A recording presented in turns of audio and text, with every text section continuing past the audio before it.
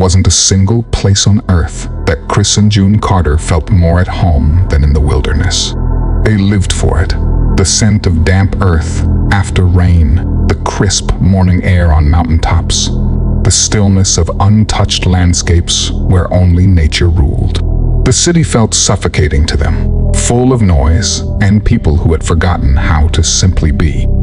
So, whenever they had time, they packed their old pickup truck and vanished into the deep woods, away from civilization and all its obligations. They had met on a hiking trail in Yellowstone National Park 5 years ago, and from that moment on, their bond had been built on a love for the wild. Now married, their shared passion had only deepened. They were survivalists, in some sense, but not extremists. They carried what they needed, respected the land, and left no trace behind. On this particular trip, they had ventured farther than they ever had before, into the heart of the Black Pine National Forest, a vast stretch of dense, unexplored woodlands in the northern part of the country. It was the kind of place where people rarely went, where maps failed, and where legends were talked about in documentaries and missing 411 cases. They had been hiking for 4 days, setting up camp when they needed rest. The forest was unlike any they had been in before, too quiet, as if the trees themselves were holding their breath. At night, there were no crickets, no owls, only the sound of wind through the trees.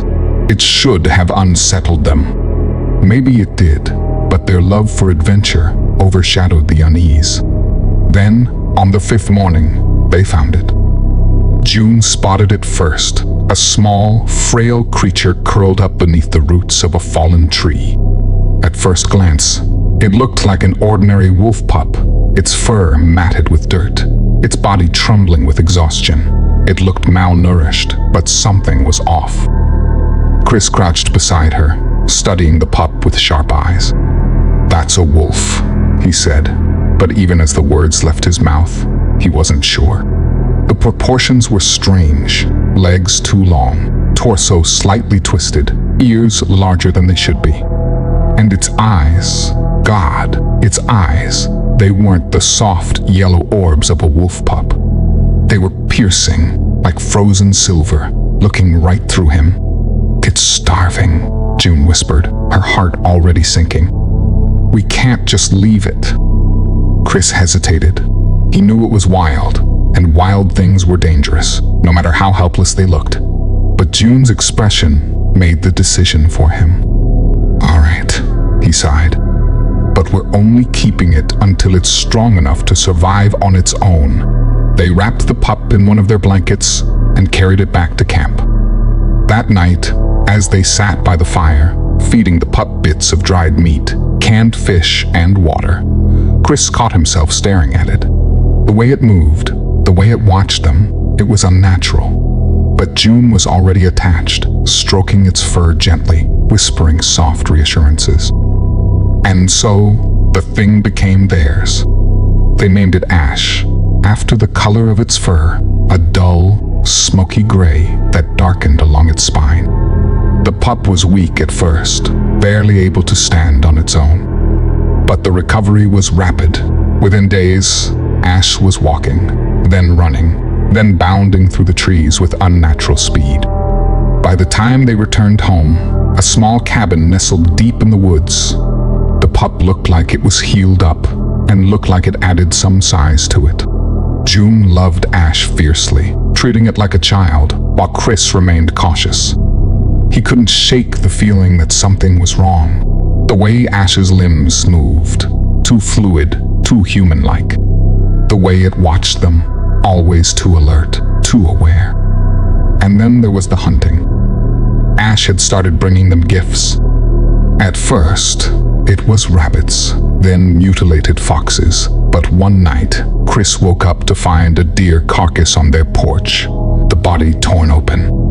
Rib bones cracked wide and organs missing. Ash stood beside it, panting, silver eyes gleaming in the moonlight. "Jesus," Chris whispered. June, still half asleep, only smiled. "He's providing for us." Chris wasn't so sure. The pup, no, the thing was growing too fast. At 3 months, it was already the size of a full-grown wolf. But wolves didn't stand on 2 legs, not even awkwardly, not even for a moment. And that was exactly what Ash had started to do. His bones would make a cracking pop sound every time he stood up and started walking like a man. It made Chris uneasy. It would make any normal human uneasy. But his wife, June, seemed oblivious to it, like it was a normal thing.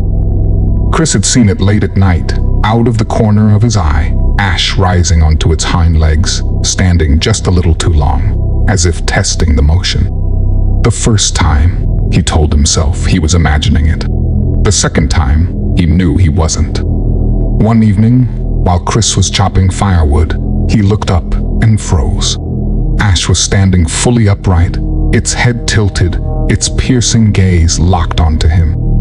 It wasn't awkward this time. It wasn't testing. It was simply watching. The axe slipped from Chris's hand onto the ground. Ash dropped to all fours again, loping off into the trees like nothing had happened. Chris had always been a man of reason, but reason didn't explain this. Ash wasn't normal.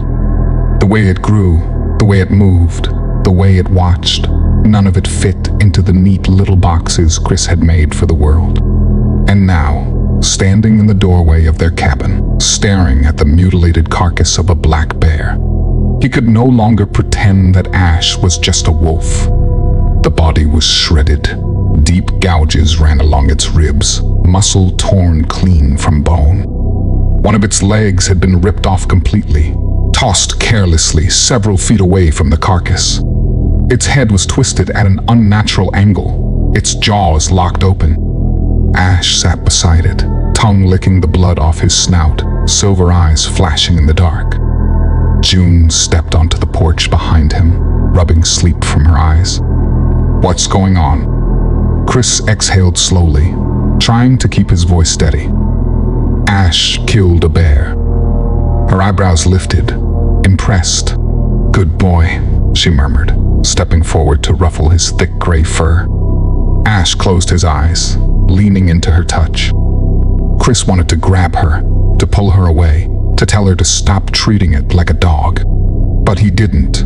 Instead, he watched as she knelt beside the corpse, her fingers brushing the massive claw marks running down its side. "This isn't normal," Chris said, his voice tight. June shrugged. "Wolves take down bears sometimes." "Not like this," he said, pointing at the deep puncture wounds along the bear's throat. "And not alone." She sighed, standing up. "Chris, you're looking for something that isn't there." "What the fuck are you talking about?" "No wolf walks around like a goddamn human." "Snap out of it, June. This ain't no wolf. We need to get rid of it." June stood near Ash, petting his fur and ignoring Chris. Ash glared at Chris, with a stone-cold facial expression, like it understood what he was saying. Chris clenched his jaw, forcing himself to let it go and walk back into the cabin. Later that night, as he lay awake in bed, he heard something moving outside. A deep, rhythmic thud, like heavy footsteps pressing into the dirt. He turned to wake June, but she was already asleep, curled against Ash's massive form at the foot of the bed. Chris took a deep inhale. Then, without a sound, Ash lifted its head and stared directly at him. Piercing, unnatural eyes with intelligence and unknown origin. It gave Chris chills up his spine and made him feel uneasy. He tried to go back to sleep, but stayed up for most of the night with one eye open. He eventually shut his eyes and dozed off from being too tired. The next morning, Chris grabbed his cell phone and started doing some research on the so-called wolf he and his wife adopted. Information on strange things like this wasn't exactly in textbooks, but eventually, deep in obscure Reddit forums and ancient folklore, he found something that caught his eyes. A single word that sent a cold wave through his blood. Dogman. A cryptid, a legend, a thing that shouldn't exist. Descriptions varied, but the core details were always the same. Massive, bipedal canine with superhuman strength and intelligence, something neither fully human nor fully beast. In some cases, a lot of encounters say that the creature is supernatural, an interdimensional being that has the capabilities to travel back and forth between our world and theirs. People have even seen them come through portals. He looked at the grainy sketches, the old accounts, and felt his stomach twist because it wasn't just a story, it was Ash. Chris? He quickly put his phone down, looking up to see June standing in the doorway. "You okay?" she asked, frowning. He forced a smile. "Yeah, just looking something up." She stepped closer, eyeing him carefully. "You've been acting weird lately." "Because something is weird," he said, voice tight. "Ash isn't a wolf, June. He's not even close." She rolled her eyes. "Jesus, not this again." "Look at him, June," he snapped, pointing toward the window. "He's bigger than a damn timber wolf. He stands on two legs. He understands us, really understands us, and he kills things that no wolf should be able to kill alone." She crossed her arms, expression hard. "You're making this into something it's not." "I'm not," he insisted. "Humor me. Look at this." He opened up his phone again, pulling up an old sketch of a Dogman. A tall, muscular thing covered in fur, walking upright, eyes sharp and unnatural. June barely glanced at it before scoffing. "Come on, Chris. You're comparing Ash to a Bigfoot story." "June, it's him." She sighed. "Even if these things were real, why would Ash let us take care of him, give him a place to stay? He's never attacked us, only brought us gifts." "Yeah, dead mutilated gifts." "June, I love you very much and respect you, but you sound extremely fucking stupid right now." "We found him in the middle of nowhere, half-starved," Chris said. "Maybe his own kind abandoned him. Maybe he's not normal for whatever he is." June shook her head, frustration flickering across her face. "He's our pet, Chris. He loves us, and I don't give a shit what kind of animal he is." And with that, she left the room, slamming the door behind her. Chris buried his face in his hands because she was wrong, and he had the sinking feeling that they were running out of time before she realized it. 2 nights later, Chris was sitting on the porch when he saw it. At first, he thought it was Ash, just a shadow moving through the trees. Too tall, too wide. But then Ash stepped onto the porch beside him, ears pricked, eyes glowing in the dark. And the thing in the trees didn't disappear. Chris felt his throat tighten. Ash growled, low and deep. Then, the thing moved. It stepped forward, just enough for the moonlight to catch its shape. It was massive, taller than any man, way bigger than Ash, about 10 feet tall, covered in jet black fur, its limbs unnaturally long, pointy ears on the top of its head, similar to the Egyptian god Anubis. It wasn't human, but it wasn't just an animal either.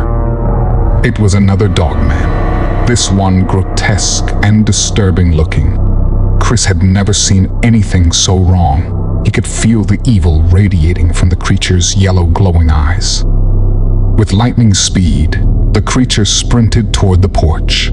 Chris barely had time to react before it leapt, claws outstretched, and landed on the roof with a deafening thud. The entire cabin shook. June ran outside, eyes wide. What the hell was that? Chris grabbed her wrist, pulling her back. Inside, now. They both ran inside. Ash followed along. He let out a sound Chris had never heard before, a deep, guttural snarl that rumbled his insides. The black creature above them let out a sound of its own, a clicking like bones snapping together. Then, silence. For several agonizing moments, the only sound was the wind through the trees. Glass shattered as a massive clawed arm punched through the window, grabbing at anything it could reach. June screamed. Chris lunged forward, grabbing the fireplace poker and swinging hard on the creature. The metal struck the beast's arm with a sickening thud, but it barely reacted. The creature latched onto the fire poker, dragging Chris forward. Ash sank his teeth into the creature's arm, dragging it through the window. Ash then slammed into the black creature with more force than a linebacker, knocking it across the room. A fight broke out. Feral, brutal. Snarls and growls filled the air as the two creatures tore into each other, claws flashing in the dark. Chris scrambled back, pulling June with him. "Jesus Christ," she whispered. Chris could barely breathe. Because Ash wasn't just fighting, he was losing. The black creature was stronger, bigger, meaner. Blood poured from deep gashes in Ash's side, his gray fur darkening. The jet-black beast pinned Ash down, teeth sinking into his throat. Chris didn't think. He grabbed the shotgun hanging above the fireplace and cocked around.